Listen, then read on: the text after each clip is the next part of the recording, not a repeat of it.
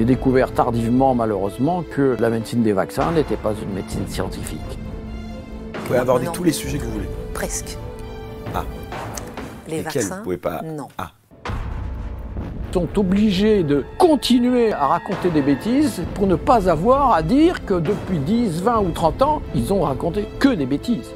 On dit par exemple se vacciner c'est utile pour soi et pour les autres, c'est pas vrai.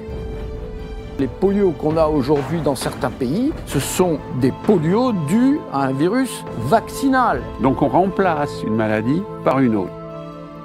Un des mantras qui est régulièrement répété, c'est la variole a été éradiquée grâce à la vaccination. Quel beau mensonge! Le vaccin, il est arrivé complètement après la bataille.